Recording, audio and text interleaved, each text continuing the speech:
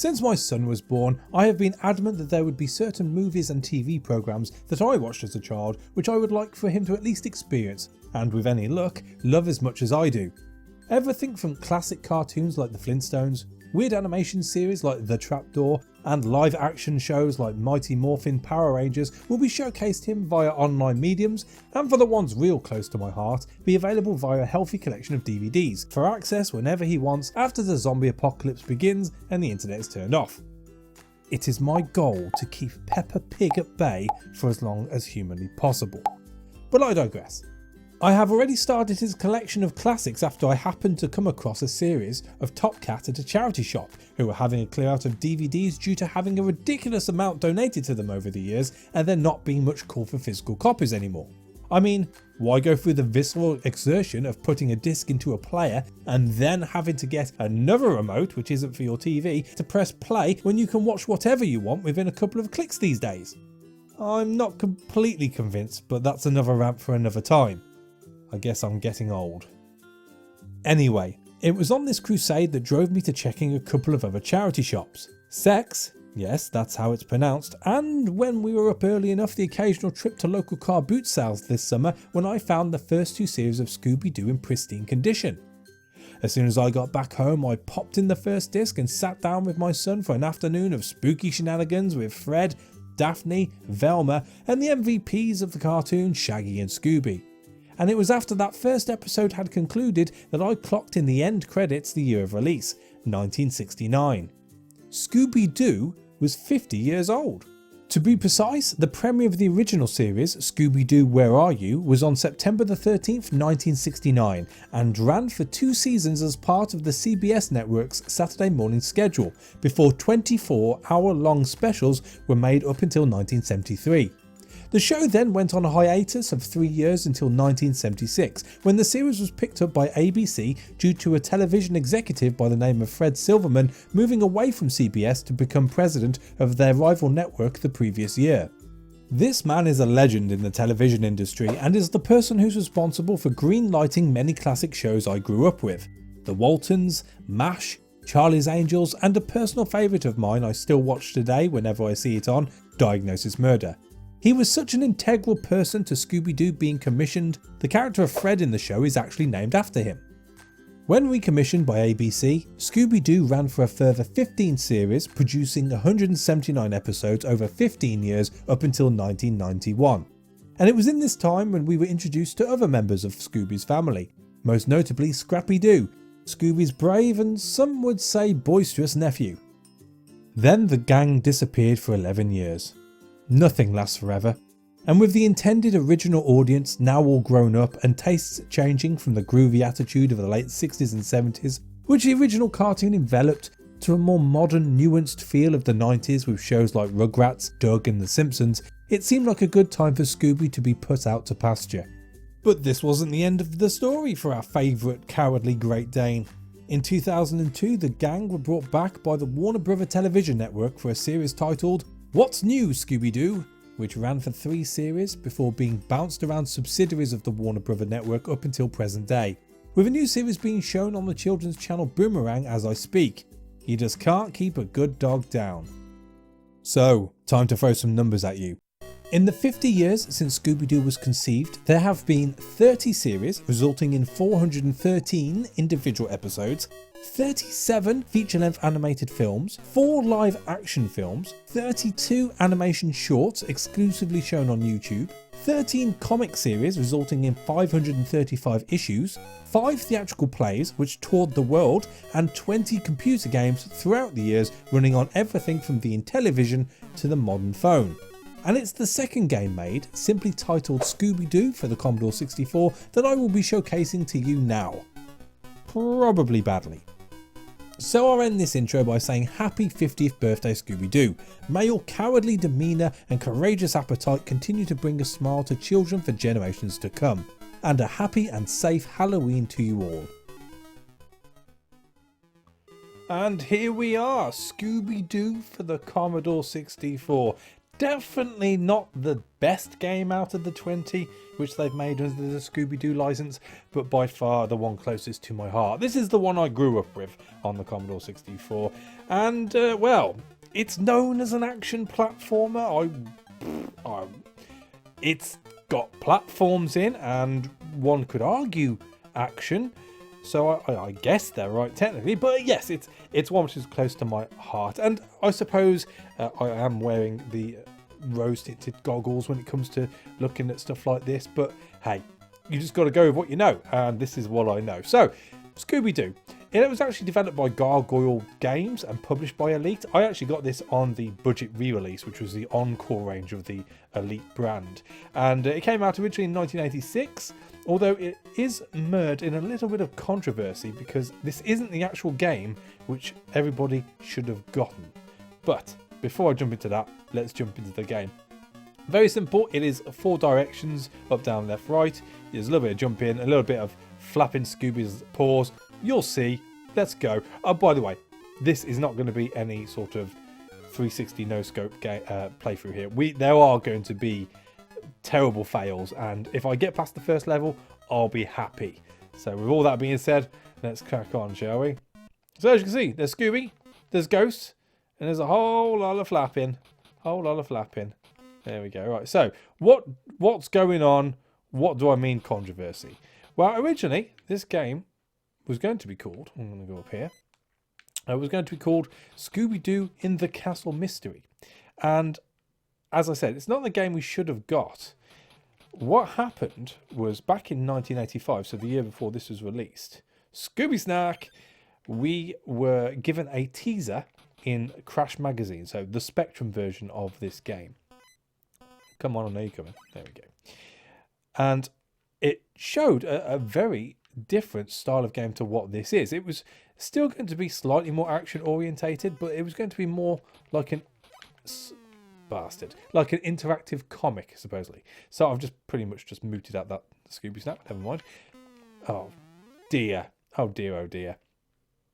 And the way they had it was going to be several action sequences which would be linked in between.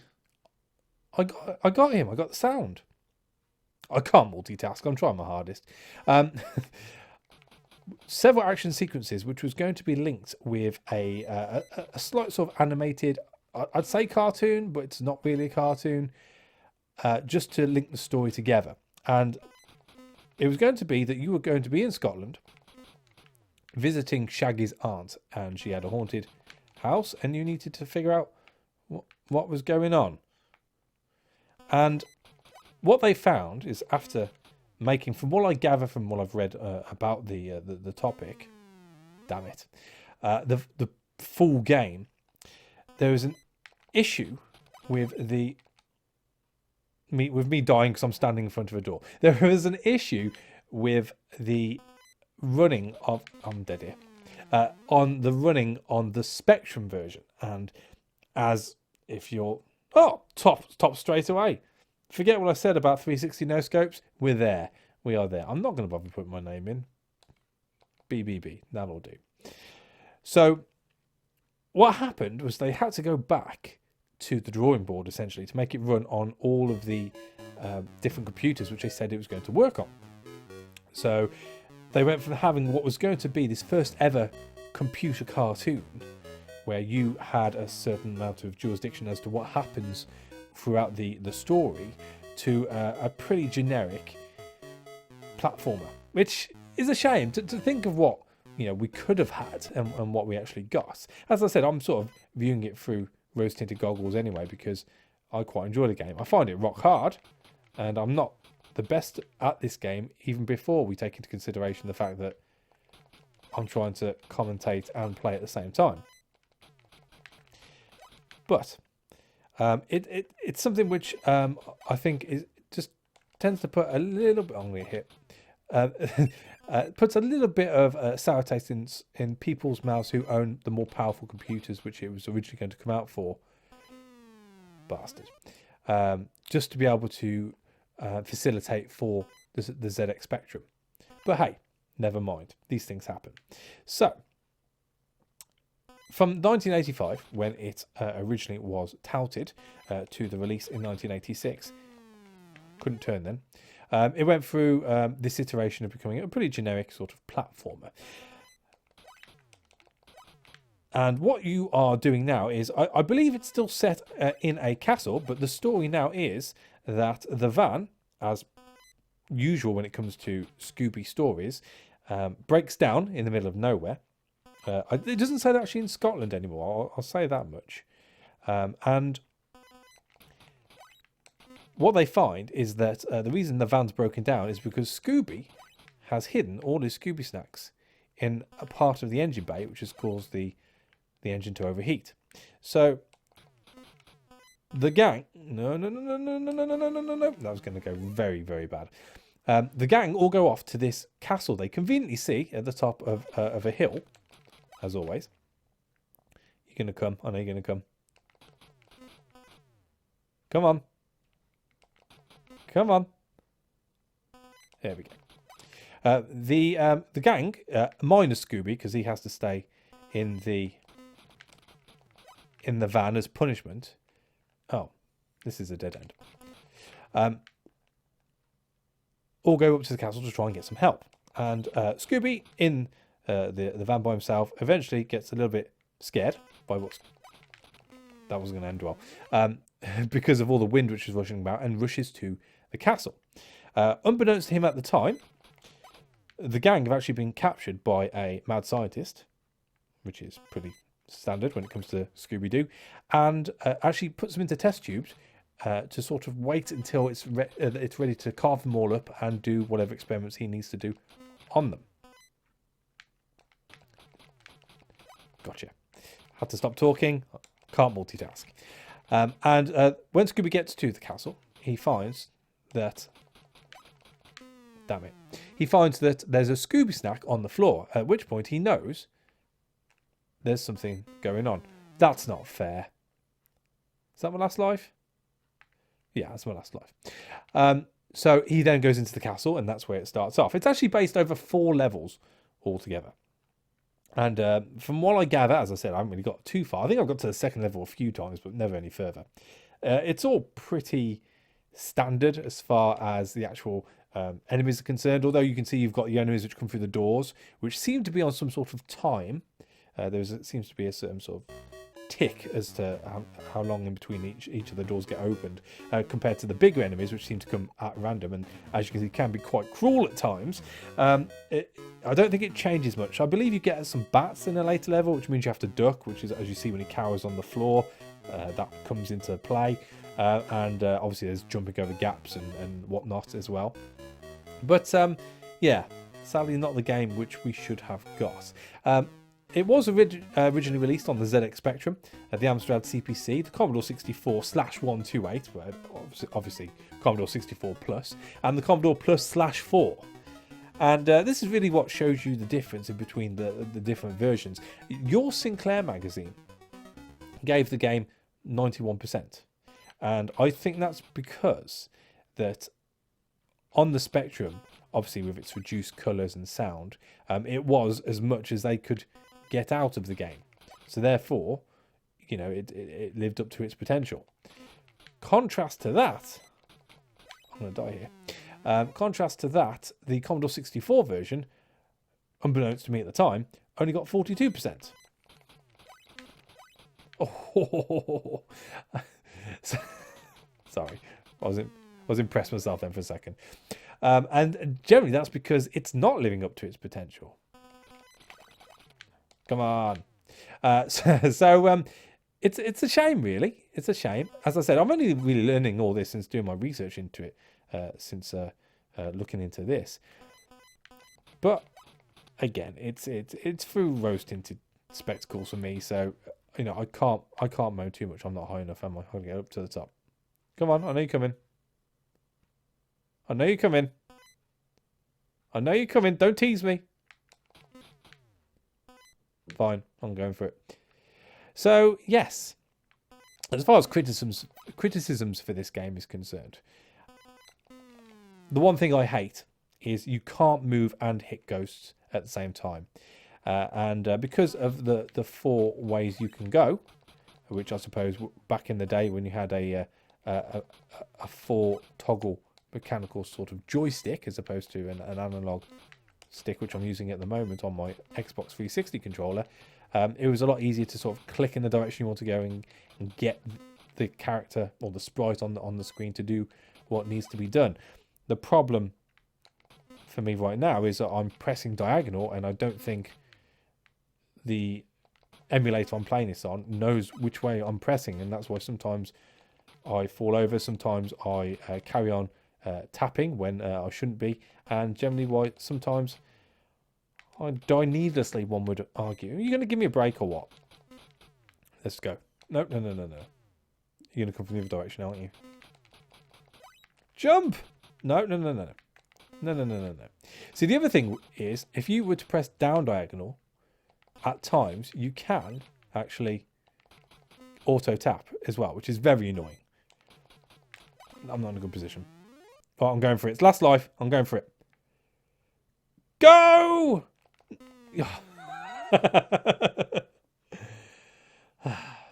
So as you can see, bad timing can lead to deaths, which isn't good. The jumping is clunky, as I said. Sometimes you have to press to the left or the right and sort of sweep up to get it to jump, and sometimes it means falling through those gaps, which can be a bit of a pain. But these are all things which, back in the day, there's not a lot you could really do with it. That was how games were played, and that's how this one played out. But again, that's looking at it from a modern perspective. So it seems a little bit unfair to rate it on that, I suppose. As you can hear, the sound, as far as the actual theme tune is concerned, is pretty darn good. In fact, it's so good, I think I've put it into the intro of this video in the background. So there's definitely worse versions of it out there. The actual sprites themselves, not the worst. I mean, it'd be nice to have I don't know what happened there. It'd be nice to have a little bit more colour to Scooby, show him a bit darker in places. But again, you know, it's not the worst. And compared to the Spectrum version, it is definitely the better looking one. Never had the pleasure of playing the CPC version. I would suspect that would be all right to look at as well. Is it worth me going for that Scooby snack? Oh no, I'm not going to bother. Risk versus reward. I think my problem with this game, and it's probably something I did as a youngster as well, is I tend to panic hit the action button. So when I want to turn and hit again, I'm not. But I think that's more just me not gauging how close you need to be to the ghost in order to hit it. Maybe if I just calm down a little. No, doesn't work. If I calm down, it still doesn't work. But that's it. This is Scooby Doo for you. I believe if I were to get up to the top and get to the end of this little bit here, I think it's Velma on the first level. Maybe I could do it on my last life. It'd be a good way to end the video.